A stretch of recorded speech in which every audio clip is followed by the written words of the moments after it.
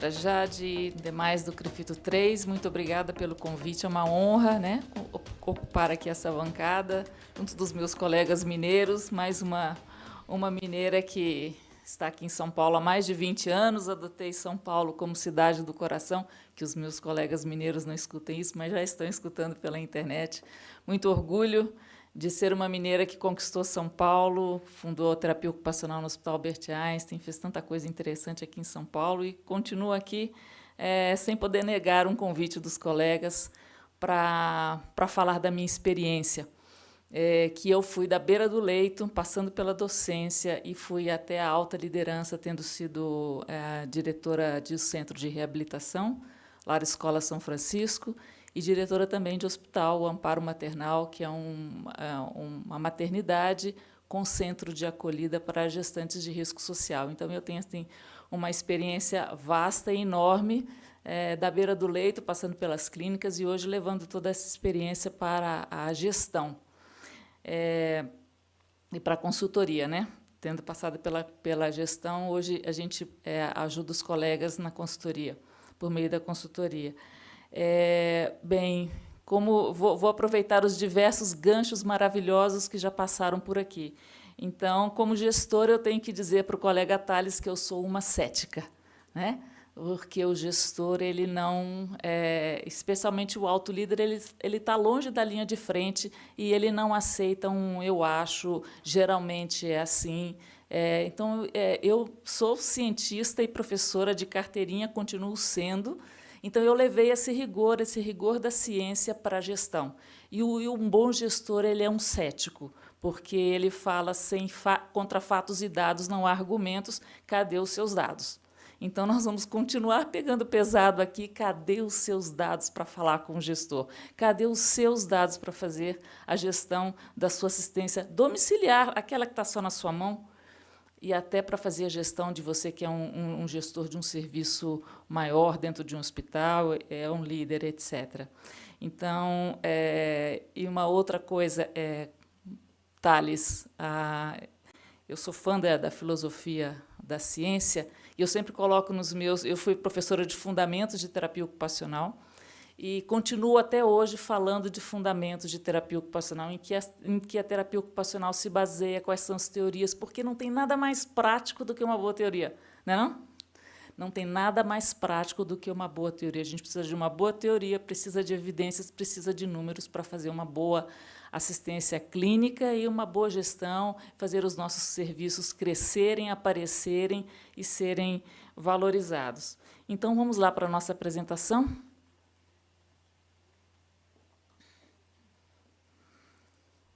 Ver se eu vou acertar com isso aqui.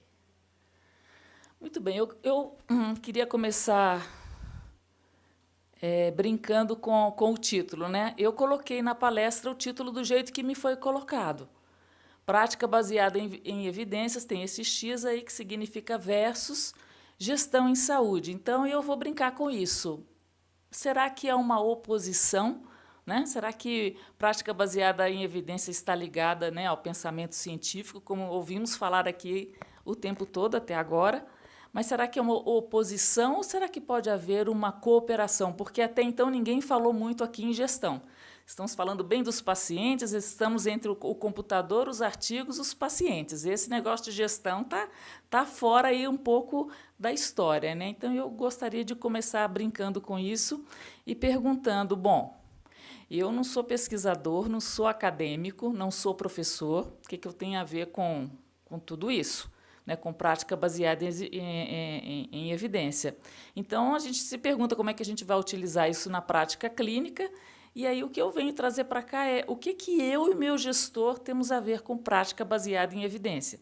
O que eu e meu paciente temos a ver com prática baseada em evidência, eu imagino que a esse momento, a essa altura do campeonato, ninguém pode negar mais.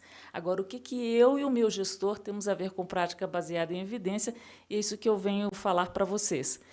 Queria dizer que esse é um assunto muito complexo e ele é enorme, né? E estimular a vocês a acumular conhecimentos, né? O ano passado, o fórum do ano passado foi maravilhoso. Está diferente, foi diferente, né, desse ano. Então, assim, eu sinto que é uma complementaridade. Então, eu estimulo vocês a buscarem o fórum do ano passado, são 7 horas de gravação. Também aqui no Crefito 3 a gente achou um mini curso de prática baseada em evidências só sobre pesquisa bibliográfica em bases de dados. Então, assim, temos aí dentro da nossa casa à disposição. O curso não está na internet, né, mas já foi ministrado. Então, assim, é um assunto muito vasto, gente. Busquem complementação, busquem realmente estudar.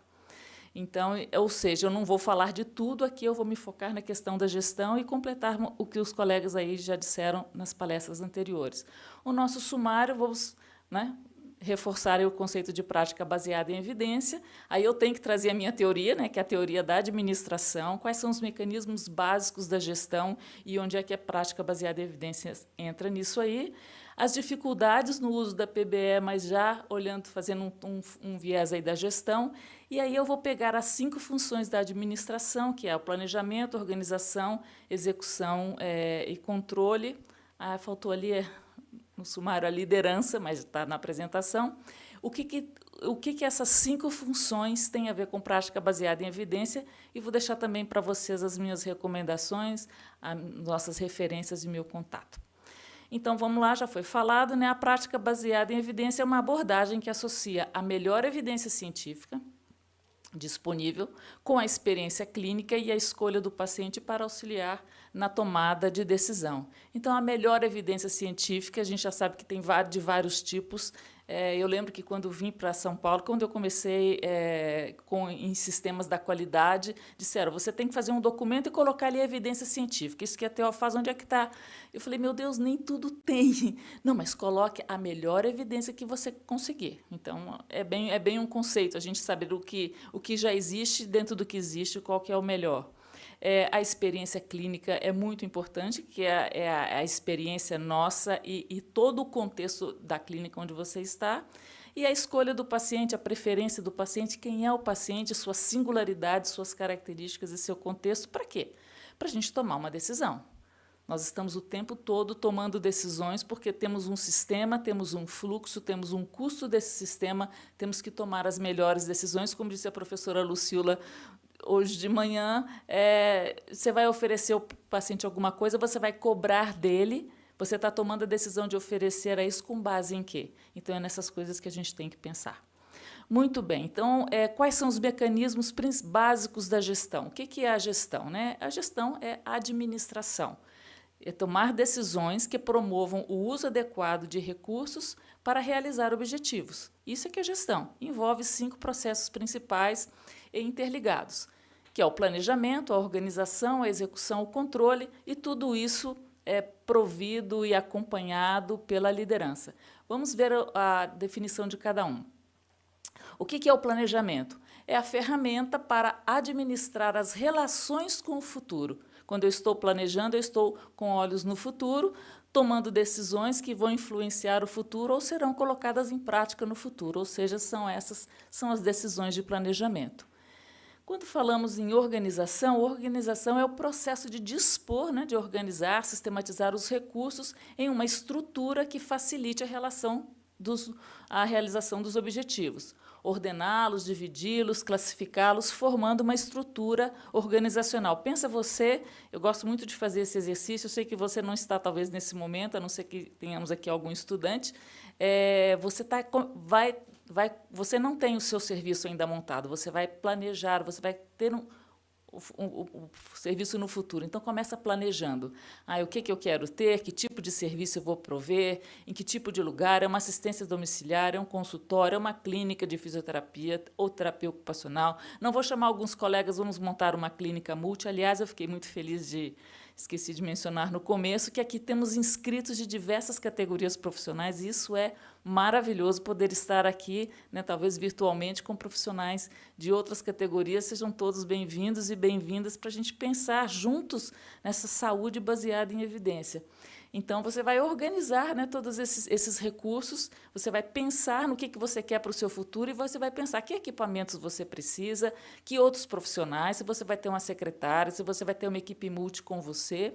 e vai organizar essa casa. Então, você fez o planejamento, arrumou o cenário, trouxe os equipamentos, arrumou as gavetas, etiquetou as gavetas, trouxe os impressos. Ok, aí você vai passar para a execução. Estou pronto, o primeiro dia eu vou abrir o serviço. O que é execução? Enfim, então você coloca a mão na massa. É a realização de atividades planejadas, aquela lá do primeiro passo, por meio da aplicação de energia física e intelectual. Tudo que você pensou, agora você vai começar a colocar em prática. E muita gente para por aí, não é não? Vou ser terapeuta ocupacional, vou trabalhar numa clínica, vou abrir meu consultório, e começa, e aí vai. Fechou, acabou. Entra um paciente, atende o outro, no final paga os boletos, recebe. Ai, ai, ai. Está esquecendo de controlar. Está esquecendo de controlar. O que é o controle? Né? É o processo que procura assegurar a realização dos objetivos. É a função que consiste em comparar as atividades realizadas com as planejadas, para possibilitar, de fato, a realização dos objetivos. Então, não quer dizer que você está executando, que você, de fato, está fazendo aquilo que você planejou. Eu planejei ser um terapeuta muito bem-sucedido financeiramente. Quanto que eu estou gastando, quanto que eu estou ganhando? Tem gente que não sabe nem fazer conta, né? Não tem nem planilha. Eu me propus a ser um terapeuta muito eficiente, a realmente curar os meus pacientes com um custo-efetividade muito bom. Custo-efetividade, o que é isso? Não, o paciente gasta aqui 6 sessões, 2 meses, 3 meses, está muito bom, sai satisfeito. Será que ele não podia sair satisfeito com 1 mês? Bom, não sei, aí faltou prática baseada em evidência, faltou mensuração da sua prática para comparar com o Gold Standard, se é que existe Gold Standard, porque na nossa área nem tudo existe. Então, assim, não tem controle, está faltando uma das funções da gestão. E tudo isso é provido pelo líder, né? Que o líder a liderança é o processo de trabalhar com as pessoas para possibilitar a realização de objetivos. Liderança é um processo complexo que compreende diversas atividades como coordenação, direção, motivação, comunicação e participação no grupo em trabalho. Aliás, faltou uma coisinha para eu pontuar no começo aqui, pegando o gancho do Tales. Gestão, Tales, é também um processo muito complexo. Muito, muito complexo. Coordenar tudo isso não é fácil. E acho que, gente, não sei se o Tales concorda comigo, mas complexidade exige da gente uma competência que se chama humildade. Humildade. Eu não sei todas as coisas, eu não consigo medir todas as coisas, discernir todas as coisas, então, muita calma nessa hora, e é com muita humildade que eu venho aqui falar da minha experiência, de algumas teorias, de algumas coisas que eu sei, para completar com o que eu ouvi, com o que a gente ainda vai ouvir e com outras coisas que não estão aqui, mas estão lá no fórum do ano passado ou estão em outros fóruns. Então, assim, muita humildade nessa hora para a gente lidar com uma coisa muito complexa, que é a gestão. Ela é um sistema complexo. Muito bem, então vamos falar da dificuldade no uso da prática baseada em evidência. Eu já deixei aqui uma plaquinha que tudo que eu vou falar aqui é aplicável a esses cenários de prática. Você que está só no domiciliar, você que tem consultório, que tem clínica, seja uniprofissional ou multiprofissional, você que está nos hospitais, que é um sistema mega, hiper complexo, você que está na atenção primária, por exemplo, ou que você está nos outros, me desculpe os outros, está todo mundo aqui. Se você está trabalhando no SUAS, no Sistema Único de Assistência Social, isso aqui vale para você. Tá? Então, vale para todo mundo. Então, vamos lá. O que nós temos para usar a prática baseada em evidência? Qual é o complicômetro desse cenário? Primeiro, nós temos uma explosão de técnicas e opções terapêuticas. Os fisioterapeutas começaram falando disso. Tem essa técnica, isso funciona para mim, eu tenho visto isso funcionar na terapia ocupacional também. Técnicas, modismos de técnicas e técnicas. Nós temos também uma explosão de informações científicas. Ninguém duvida disso. De boa qualidade ou de má qualidade, elas estão aí nos dando aí esse trabalho que é conseguir colocar o filtro e conseguir ler um artigo para julgá-lo se é de boa qualidade, se nos serve ou não, que tipo de artigo que nos responde qual pergunta em qual hora. O que mais que nós temos, gente? O custo da saúde. Alguém duvida disso? Esse é a capa de uma revista Veja muito antiga, mas continua valendo. O custo da saúde. O que acontece? As técnicas, né, e opções terapêuticas são escalonantes. Antigamente era só o raio-x, né, que a gente tinha. O raio-x, o exame de sangue, hoje tem raio-x, ressonância magnética funcional, tomografia computadorizada, cirurgia robótica, videolaparoscopia. Os médicos têm que ter algoritmo para definir o que vai colocar. Vai pedir todos os exames ao mesmo tempo para o paciente?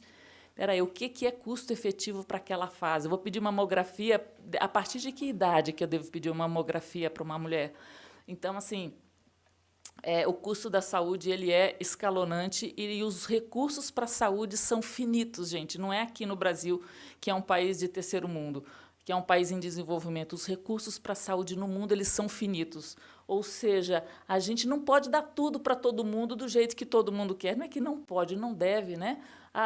O sistema público, tanto público quanto privado, e, na verdade, se vocês não sabem, o sistema único de saúde ele é único. O sistema suplementar é suplementar ao sistema único de saúde. Então, na verdade, não tem tanto essa diferença entre público e privado.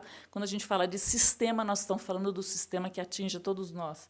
Então, o sistema ele tem que procurar dar o melhor a quem precisa e não tudo para todos. Ou seja, saber o que aplicar e como aplicar. Já começam a ver aqui a prática baseada em evidência? Saber o que aplicar e como aplicar. E quando eu falo isso, não é só dentro do SUS. É lá no seu hospital privado, é lá na sua clínica. Você também, no seu consultório, você está gastando o tempo do paciente, o seu tempo, um equipamento, material, para aplicar uma coisa que deve ser, de fato, aplicada. Então, por isso que eu estou dizendo, o que eu estou dizendo aqui vale para todo mundo, em qualquer circunstância. Então, a gente considera tudo isso para tentar responder para tentar ver se a gente consegue esse match aqui, né? Opa, deu match, né, como falam. Conseguimos achar o tratamento apropriado para aquele tipo de paciente. A gente tem que questionar tudo isso. É custo efetivo? É a melhor técnica?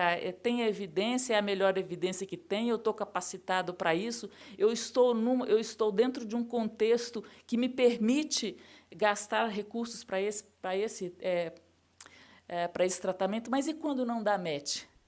E quando não dá match? Quando não dá match, gente, e você está fazendo uma coisa que não está considerando todas essas coisas, vai acontecer o quê? Uma variação indesejável de prática clínica, que não me julguem aqui, a gente está tratando de ser humano, cada um é toda a variabilidade, singularidade das pessoas, sim, gente, mas vamos lá. Mesmo no seu consultório, mesmo na sua clínica, se você tiver mais de um profissional, tiver um pequeno grupo de pessoas, cada um fazendo de um jeito, um olha a prática baseada em evidência, o outro não olha, e você está credenciando a sua clínica num convênio. Como é que fica isso? Tem uma certa variabilidade que ela não é desejável. A gente tem uma margem para isso. Né? A própria prática baseada em evidência ela não te dá muita margem, ela é aquilo ali. Esse é o resultado para esse tipo de paciente, que você ainda vai juntar a sua experiência e vai juntar a especificidade do paciente. Mas ser tudo variável não é desejável. Você imagina o autolíder, vamos pensar num sistema mais complexo que é o hospital, como é que lá de cima cada médico faz de um jeito, cada terapeuta faz de um jeito, num centro de reabilitação você tem 10 fisioterapeutas, cada um pensa de um jeito, como é que fica isso para fazer a gestão? Né? E o que mais? Né? Não é só uma questão de gestão, você tem riscos para a segurança do paciente, para a qualidade da assistência, você não tem padrão de nenhum para nada, e a própria satisfação do paciente. E, aliás, satisfação, né, para a gente trazer uma coisa de gestão, é o NPS, né, o Net Promoter Score, que é um indicador de satisfação do paciente que vocês veem aí nos hospitais. Quem já viu o Net Promoter Score? Aquela perguntinha. De 0 a 10, o quanto você indica o nosso hospital, o nosso laboratório, o nosso serviço, a nossa clínica. Isso vem de Harvard, tem uma pesquisa dizendo que essa pergunta é the ultimate question. Se você fizer ela, você tem uma forma de cálculo. Então, satisfação do paciente é uma coisa a se questionar. Se cada um faz de um jeito, como é que a gente fica? Né? O terapeuta fica assim, e agora? Nada da net, eu tenho que considerar tudo isso. Então, muita calma nessa hora, vou tentar aqui te ajudar, trazendo os guidelines aí da administração. Dei uma estudada nesse livro, um trecho desse livro, The Patient Priority, tratando sobre essas questões, quais são as prioridades do paciente lá naquele cenário da prática baseada em evidência. E aí ele faz algumas pontuações muito interessantes quando questiona a prática baseada em evidência diante das especificidades do paciente. Ele diz o seguinte, ali não é um ponto de interrogação que, ao trazer para cá, desconfigurou o bullet, mas, na verdade, é até interessante. Ele vai dizer o seguinte, esse autor, Larson: não existem evidências científicas para muitas intervenções, e não é só na fisioterapia e na terapia ocupacional, na medicina, em todas as áreas. Não existem muitos artigos, mas não existem muitas evidências para muitas intervenções. Muitas das evidências existentes são claramente frágeis, são baseadas em opiniões de experts, em estudos de caso e em padrões de prática. Vocês podem olhar isso nos consensos das sociedades médicas. Tem esse estudo, mas assim, juntou os figurões, as pessoas que sabem, que têm muita prática. Algumas coisas elas vão se basear nas melhores evidências existentes, podemos não ter todas, e algumas coisas vão se basear mesmo, realmente, até aquele momento, nós achamos que é assim que deve ser feito. E isso pode ser, obviamente, mutável à medida que a gente vai evoluindo. Há pouco investimento em pesquisa para comparar diferentes intervenções. A gente vê muito estudo que é uma foto. Você pega um certo instrumento, na terapia ocupacional a gente tem isso, eu validei um instrumento no mestrado, no instrumento que eu validei tem muitos estudos de foto. Pegou-se uma população de certo tipo de paciente e se aplicou a lista de identificação de papéis ocupacionais. Tirou uma foto. Em relação àquela população, o perfil de papéis ocupacionais é X. Mas é diferente de você aplicar esta prática de terapia ocupacional, ter um grupo controle e usar este instrumento para ver se houve uma variação nos papéis ocupacionais pela intervenção. Há muito poucos, muitas vezes você se compara a um gold standard, mas não compara duas técnicas, porque é o tipo de estudo muito caro de se fazer, difícil, né? Nem sempre nas nossas áreas é possível. Há uma desproporção enorme do investimento financeiro em pesquisas de bases biomédicas em relação a outros fatores determinantes da saúde. Eu falo assim, gente, se a gente lidasse com gota de sangue na lâmina, né? Tão mais fácil, né, Thales? Uma gota de sangue na lâmina, a gota de sangue tem ou não tem? Em relação a como que a gota de sangue reagiu a essa gotinha deste medicamento. Um conhecimento resolve todas as coisas, na medicina também não resolve. Mas a gente chega mais fácil, né? Se a pessoa, você tem que chamar um N de pessoas, não sei o quê. Agora, na nossa área, a gente lida com funcionalidade. Né? Pela própria classificação internacional de funcionalidade, a gente tem que lidar com contexto, a gente lida com tantas variáveis que não são medidas, não tem sido feito estudos, não há muitos estudos em comparação aos estudos de base biomédica, que vão considerar os outros fatores determinantes da saúde como fatores sociais ou comportamentais. Realmente estamos diante de um desafio de sistemas complexos. A maior parte das pesquisas ocorre em países ricos sobre problemas que os afligem, sem a devida representação e aplicabilidade em outras localidades globais. Muitas vezes a gente não consegue importar os resultados, né? Ou problemas que passamos aqui, a gente não encontra um estudo ou um bom estudo porque ninguém nunca estudou, porque lá fora isso não interessa, aqui dentro não tem dinheiro. Então, assim, ai, meu Deus, quanta cegueira a gente ainda tem, né? Quanta coisa a gente ainda não sabe. E um tempo longo, né, para a produção da evidência, a sua validação e a sua incorporação como inovação, mais ou menos aproximadamente 17 anos. Mas, lendo esse trecho, né, desse livro que fala sobre prática baseada em evidências, eu me deparei com este parágrafo que eu falei assim, não, eu tenho que ler isso na íntegra para as pessoas, vou ler devagar para que vocês consigam destilar e curtir os conhecimentos que estão trazendo. Em resumo, as diretrizes de prática clínica estão limitadas em sua habilidade de entregar o que o sistema de saúde precisa. O que o sistema de saúde precisa? Uma forma de promover um cuidado mais padronizado, Lembra que eu falei, não dá para ser tanta variabilidade do ponto de vista da gestão, mas que acomode a diferença dos pacientes, que respeite o julgamento dos profissionais assistenciais, ou seja, a sua experiência clínica, e acompanhe o rápido desenvolvimento dos conhecimentos na área da saúde. É isso que o sistema de saúde precisa. O rigor científico é de suma importância, eu não abro mão dele. Mas, em um mundo caracterizado por um aumento exponencial do número de estudos publicados, um rápido aumento dos ciclos de inovação ágil, é imperativo se colocar a seguinte questão: existe um caminho melhor para organizar a geração de evidência clínica, para acelerar o processo de validação e tradução para uso na prática clínica, para reduzir a ocorrência de cuidado inapropriado e, mais importante de tudo, de melhor instrumentalizar os profissionais da linha de frente na tomada de decisões clínicas e ajudá-los a fazerem o match do tratamento certo para o paciente certo? Será que existe um caminho melhor? Aí eles dão uma resposta. Um sistema mais robusto de inovação não somente atingiria a crise das evidências científicas, que é isso, que a evidência científica não resolve sozinha todas as coisas, como também seria um excelente recurso para a entrega de valor no sistema de saúde. A gente precisa de entregar valor no sistema de saúde. Finalmente, poderia renovar, e achei isso lindo, poderia renovar o senso de propósito para os profissionais de saúde que atuam num campo em que muitos sentem que estão perdendo o contato com as razões que os trouxeram para atuar neste campo. Então, acho que vocês, clínicos, aqui estão apertados pelos palestrantes aqui, quando não estão apertados pelos gestores lá. Hoje estão apertados a prática baseada em evidência. Chega lá no gestor, é a produção, é a produtividade, e onde é que está, né, o brilho no olho, o propósito, né? Ou você atende a produtividade, ou você atende esses cientistas professores. E onde é que está o brilho no olho de eu poder atender um paciente com tranquilidade, com segurança e com custo-efetividade? É realmente uma coisa difícil. Muito bem, antes da gente entrar nos mecanismos de gestão e a prática baseada em evidência, eu vou mostrar só para vocês de novo o que é a gestão, mas sobre um outro olhar.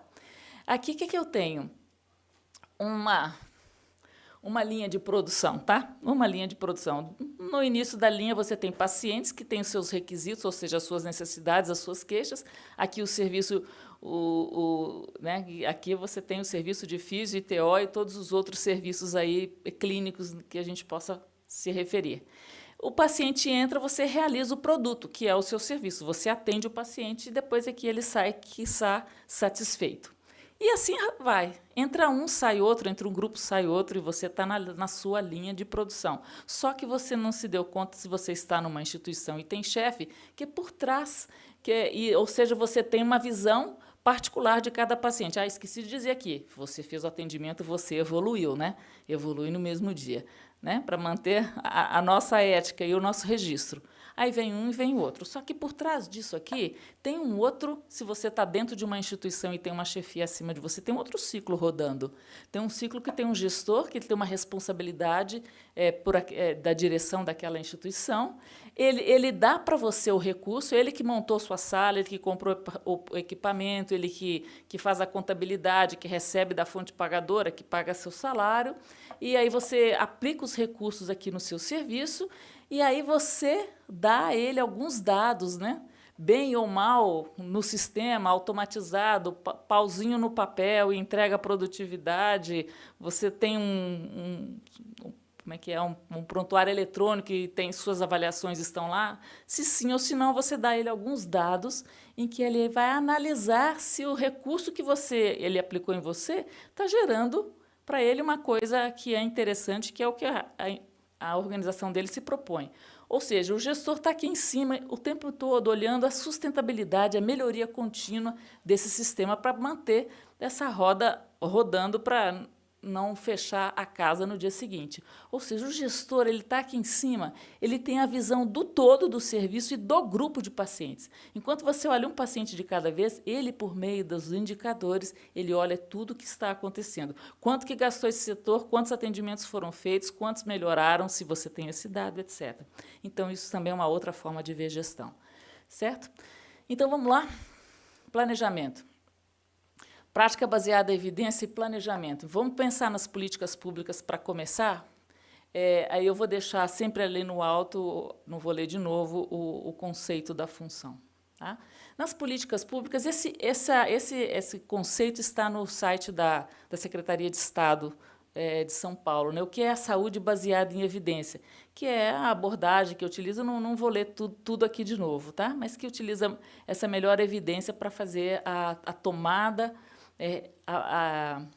para ser considerada a arte de avaliar e reduzir a incerteza, né? O Tales nos falou quanta incerteza, para reduzir pelo menos um pouco a incerteza de tomada de decisão na saúde. Como é que a gente pode participar da política pública se você for uma pessoa que tem um mínimo de formação científica e um mínimo para mais?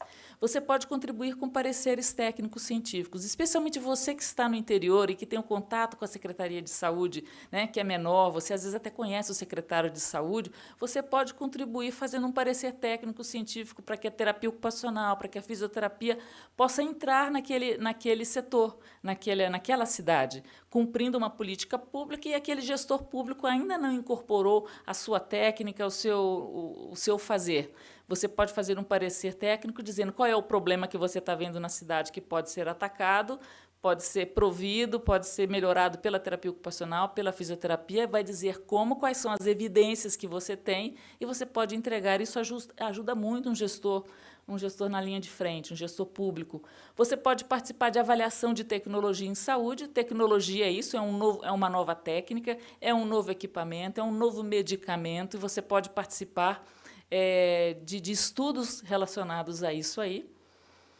E a avaliação econômica de saúde aí já sai do nosso contexto. A gente ouviu muito na época da pandemia falar da Conitec. Não ouvimos falar da Conitec? Isso aí, ok, tem evidência lá fora, mas para o SUS oferecer tem que passar por uma avaliação econômica. Não basta saber que o negócio funciona, e não adianta o Ministério da Saúde dizer, ok, nós vamos dar para todo mundo, mas você vai quebrar o Ministério. Então, tem toda uma avaliação, primeiro científica e depois econômica, para a incorporação de uma nova tecnologia no SUS. E aí, então, se faz a incorporação da tecnologia passando por todas essas etapas. Só uma, para quem especialmente está no interior e consegue acessar e influenciar, por favor, façam, ofereçam, né? Especialmente aqui nessas duas ações. Mas agora vamos para o planejamento nas instituições públicas e privadas de qualquer tipo ou tamanho, tá, gente? Isso aqui eu não estou falando para quem está em hospital, para quem está numa grande instituição. É para você também que está na assistência domiciliar. Você vai precisar de se basear nas evidências para planejar uma nova instituição. Vamos abrir uma nova instituição, ou um novo serviço, ou um novo setor, uma linha de cuidados, né? Ou mesmo para planejar o financiamento. Planejar o financiamento. Quem é que vai pagar por esse serviço? Então, as operadoras, o governo, o SUS, agem baseado. Nós vamos pagar por uma coisa que a gente não sabe se funciona ou não. Então, temos que pensar nisso aqui. As perguntas que se fazem quais são as melhores evidências científicas e o histórico de dados do serviço. Eu estou acrescentando isso aqui como gestora. Não é só a evidência que eu trouxe dos Estados Unidos, mas aqui no meu serviço também eu tenho esse dado. Banco de dados, né? O Renan falou aqui mais cedo sobre banco de dados. Não é só o dado que está no artigo, mas para corroborar, nós aqui temos esse histórico. Então, o seu histórico ajuda a fundamentar esses projetos, ajuda a convencer as fontes pagadoras e ajuda até a obter espaço político nas instituições e nas inserções do serviço. Quando você chega um profissional novo numa equipe, você chega, não, eu tenho essa proposta para fazer, está aqui as minhas evidências, estão aqui os meus dados. É diferente do que você falar de uma forma de achismo. Por falar em fonte pagadora, né, a Aetna, eu ouvi a Aetna falar no encontro da Associação Americana de Terapia Ocupacional, muitos anos atrás, e ela disse, sim, a gente paga a terapia ocupacional, isso foi em 2007, desde que ela esteve... E aqui nós levantamos as evidências, eram 5 ou 6 evidências, a gente se baseia nesses artigos, mas passado todo esse tempo, né, entrei lá no site da Aetna e procurei terapia ocupacional, fisioterapia, e aqui eles têm a apólice de seguro, a gente paga terapia ocupacional, a fisioterapia é isso, estão capacitados para fazer esses procedimentos, aí debaixo de cada procedimento eles fazem uma análise da literatura. Pesquisamos na base Sinal, na base PubMed, aí eu ia logo para o final. precisa de mais estudos. E é logo para o final. As evidências são frágeis. É logo para o final, você já foi ficando agoniada fazendo essa aula. Meu Deus do céu, nada tem evidência, nada tem evidência. Deixa eu ir lá para a fisioterapia ver como é que está. Mais ou menos a mesma coisa. Eu falei, não, esses caras devem estar desatualizados, né? Aí eu fui olhar aqui. A última revisão foi 2023. Falei, bom, vamos dizer que eles não são cientistas, não são professores, colocaram qualquer coisa lá. Bom, não sei. Então, assim, gente, há muita coisa nossa que ainda não tem evidência, há muita que tem, há muita que não tem. Vamos pesquisar, vamos peneirar, porque as operadoras também estão de olho nisso. Aqui também. Prática baseada em evidência e organização. Como é que ela pode impactar a organização do seu serviço? Quando você vai fazer um investimento num espaço físico, eu quero, diretor do hospital, uma sala só para eu colocar esse equipamento de fisioterapia. Ah, é? Quanto custa? X. Baseado em quê que você quer trazer esse equipamento para cá? Tem alguma evidência? É um equipamento caro? Funciona? Né? Aquisição de equipamentos, investimento em sala, em equipamentos, padronização suprimentos de materiais. Quantos terapeutas ocupacionais que ainda estão tirando do próprio bolso dinheiro para o serviço de terapia ocupacional? São materiais mais simples que, eventualmente, se usam. Por que será que não se conseguiu convencer essa diretoria que tinha que pagar o lápis de cor, o papel, a tinta, a placa de ortoplaste, de termoplástico? Espera aí. Está faltando o quê? Está faltando convencer esses caras de que o que se vai fazer com esse material tem evidência científica, minimamente. Elaboração de protocolos assistenciais, que são as rotinas, procedimentos e formulários, para colocar o paciente no centro do cuidado. Quais são, de fato, os resultados que importam para o paciente? Então, você saber a categoria de paciente que você vai atender, o que é importante para ele, como você vai organizar esses protocolos, rotinas e procedimentos. Então, já falei aqui, para você fazer todas essas coisas, você precisa comprovar que o que você está falando, planejando e organizando para o seu serviço tem alguma evidência científica. Para a área da execução, eu coloquei execução e controle porque é junto. Eu não vejo separado. Como é que você colocou lá um protocolo para atender, você colhe o dado, você atende o paciente, colheu o dado no prontuário. Eu vou dizer para vocês, gente, o dado do prontuário sai do prontuário e vai para uma planilha, banco de dados, onde cada linha é um paciente. No Visão 1 a 1, cada pasta é um... oh, meu Deus. Cada pasta é um paciente. Mas, na planilha, cada linha é um paciente, para você ver padrão, para você ver regularidade. Assim, olha, esses pacientes desse diagnóstico, nessa faixa etária, respondem assim a essa terapia. Não, isso não é uma pesquisa científica, você não planejou isso, você está fazendo o seu atendimento clínico, mas você está observando aquela população de dados para tirar conclusões, né, sobre a sua prática clínica. Você pode também comparar os seus resultados com a literatura, a prática baseada em evidência, com outros serviços e com dados oficiais, se houver e se forem bons, né? Agora a gente já sabe que nem todo dado oficial é bacana, mas a gente tem que ter dados para a gente se comparar com a literatura. Tá? E ter outros indicadores de eficiência.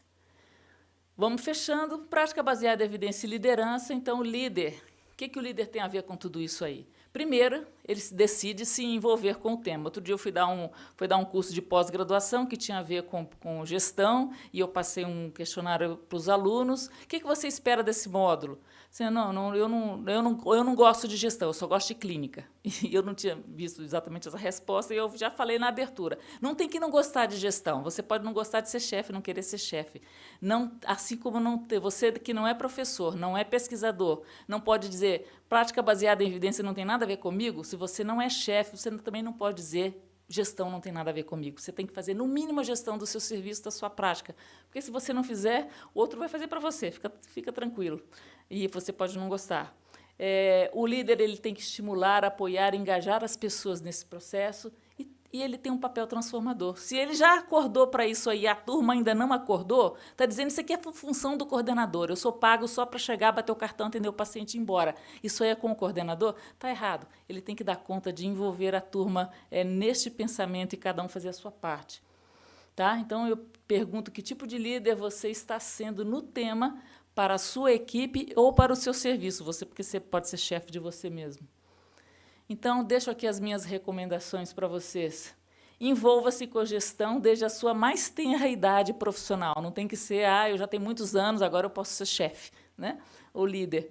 Ou me envolver com o tema, qualquer que seja o seu cenário de prática, porque quem não faz gestão sofre as decisões de terceiros sobre o seu serviço e não vai adiantar se queixar na hora do cafezinho, tá? Isso aí não é custo efetivo. Se você tivesse uma prevenção, se você não teve e está sofrendo, então toma jeito agora e vai se envolver e vai tomar, né, as rédeas do seu serviço. Estrutura os processos do seu serviço, gente. Não tem como ter dados do próprio serviço e gerenciá-lo para comparar com a literatura se você não tem nada organizado. Qual é o processo de admissão, de avaliação aqui, né? E tendo rotinas, procedimentos, formulários, usando as melhores evidências do seu serviço, para o seu serviço. Estrutura bancos de dados, foi aquilo que eu já falei, que vai te dar indicadores tanto de estrutura, quanto de processos, quanto de resultados assistenciais. E mensure o desempenho do seu serviço com os dados analisados, né? De vez em quando tem que parar para olhar. Gente, a gente gastava 3 meses para tratar esse tipo de coisa, agora a gente está gastando 5. O que aconteceu?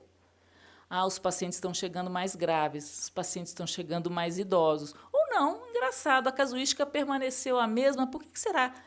Indicador, gente, não é bom nem ruim, ele só aponta uma direção e a gente tem que parar para olhar e ver o que é, por que eles tomaram aquele rumo e tomar a rota que é necessária. Tá? Eu gosto de indicadores porque eles exigem esse rigor da ciência. Como eu venho da ciência e venho da academia, não teve jeito, eu carrego isso comigo.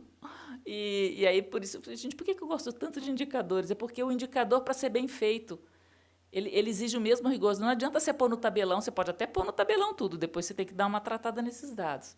Promova o comparativo e o debate entre os indicadores e os serviços. E publique os seus dados. E aí tem que ver a questão de ética, né, como a professora Lucila falou, mas você pode publicar uma análise crítica de seus indicadores. Aqui eu trouxe alguns artigos para exemplificar. Esse aqui é um relato de experiência. Uma terapeuta ocupacional colocou a experiência dela na implantação de uma equipe de TO na UTI. Olha os dados dela aqui. São dados simples aqui de qual é o percentual da casuística dela. Aqui ela colocou o percentual de que pacientes foram usados, treino de atividade de vida diária. São dados que a pessoa coloca e você pode fazer um benchmark. Como é que está a minha UTI? Né? Como é que eu estou na minha UTI?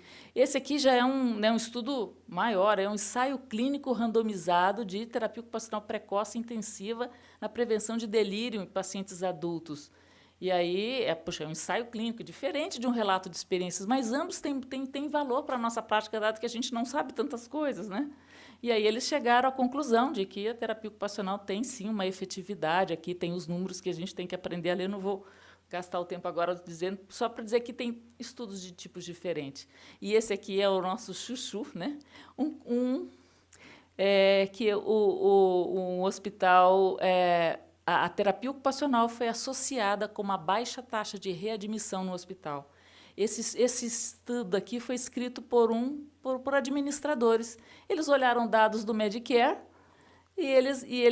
os executivos, e acharam que aqueles pacientes que passam por terapia ocupacional, porque a terapia ocupacional lida com um foco único e imediato aqui nas necessidades funcionais e sociais dos pacientes, podem ser importantes impulsionadores de readmissão se não forem abordados. Então, esses aqui foram administradores que olharam os dados e compararam. Quem passa por terapia ocupacional readmite menos. Então, é um orgulho muito grande. Administradores nos acharam nos dados deles. Então, deixo aqui as minhas referências, que depois vocês podem ver melhor aí na gravação. E aqui os meus contatos estão simplificados aqui. Gosto muito do contato pelo WhatsApp, dessa interação. E aí eu direciono vocês para as redes sociais, que aí eu tenho 2 de acordo com a categoria profissional. Muito obrigada pela atenção de vocês.